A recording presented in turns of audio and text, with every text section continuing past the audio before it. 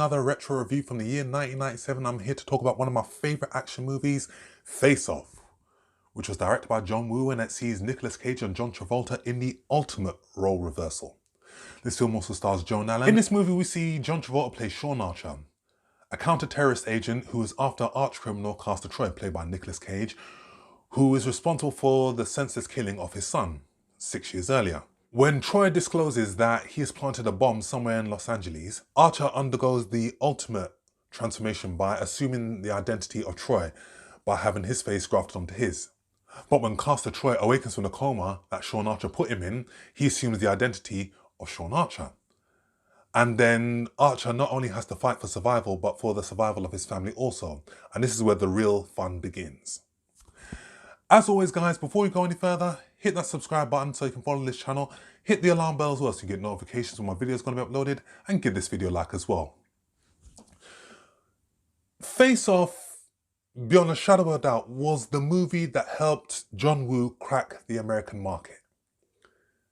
His two previous attempts, Hard Target, Broken Arrow, whilst entertaining, they were not critical successes.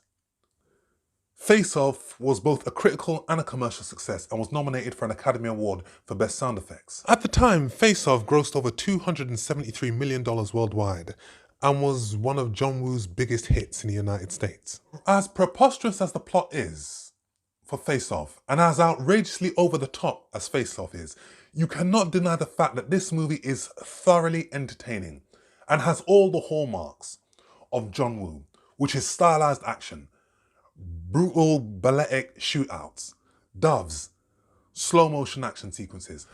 The performances of this movie are what helped carry Face Off. John Travolta and Nicolas Cage were brilliant.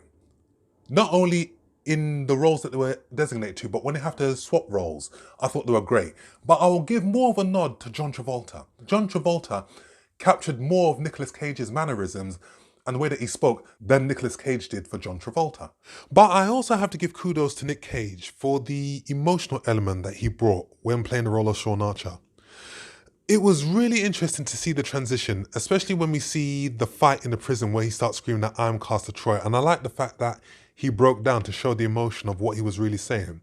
And that was a real great arc that he brought to Sean Archer that wasn't shown with John Travolta's performance. And the beauty of this premise is the fact that they both get to experience both being a hero and the villain. If you look at action movies, sometimes it's the villain that gets the best lines and the hero doesn't, but in this movie, they both get their share. Also, like with Face Off, is the fact that they both get to experience each other's lives. So when Castor Troy assumes the identity of Sean Archer, Archer's wife, Eve, takes him to their gravesite where they get to commemorate their dead son's birthday. And Archer, assuming the role of Castor Troy, gets to see Castor's girlfriend Sasha and the son that he threatened to take away from her if she didn't cooperate. Another pivotal scene is when Archer discovers that Troy actually has a son that bears a resemblance to his son. And he thinks he's actually seen his son Michael. And that was a really touching but really interesting scene, and the way that they filmed it was even better. And it is the ultimate Freaky Friday concept. Face Off has a lot more emotional depth than I remember. And this movie is more slower paced compared to other John Woo movies, but it allows for character development and it allows for story development. And what I liked most about Face Off was the fact that this movie was meant to be set in the future, but John Woo wanted this movie set in present day. And whilst the idea of face transplants might seem a little bit outrageous, it wouldn't be long until in 2005 we saw the first partial face transplant, and then in 2010 when a full face transplant was done. This was done in Spain. John Woo, beyond a shadow of doubt, is one of the best and respected action directors of all time. His style has had a profound influence on many an action film and many a director. Spectacular stylist shootouts are a thing of beauty, and this has been demonstrated in a host of his films, from Hard Boiled, The Killer, and at Face Off, he showcases gunplay at its most beautiful and its most best. From the spectacular airport hangar shootout in the opening sequence of the film, to some spectacular action sequences, including the escape sequence from Air One prison and the brilliant shootout in the apartment where we see the young boy, Adam, listen to Somewhere Over the Rainbow whilst he's seeing people getting shot and killed. Just how that was orchestrated was easily one of the best scenes in the movie. And my favourite scene in the movie is the speedboat sequence. That has some of the best stunt work ever put to film. And that was a sequence that was originally written for Hard Target, but John Woo wanted it for Face Off. The finale, where we see the speedboat crash and it sends our two protagonists hurtling into the air. A mixture of visual effects and practical effects. It was all done to great effect and it was easily my favourite scene in the whole movie. But I would say that action-wise, Hard Target has better shootouts. And sonically, I think the gunshots sound much better than they did in Face Off. But Face Off is certainly John Woo's best American installment, and further movies that he's made after that haven't matched up.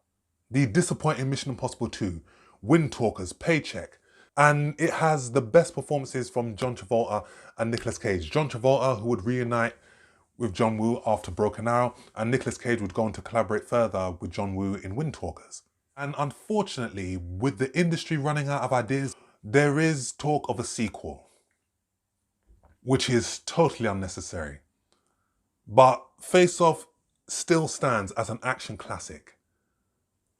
And at 25 years old, has aged beautifully. It's got great visual effects, great performances, and sly humor all the way.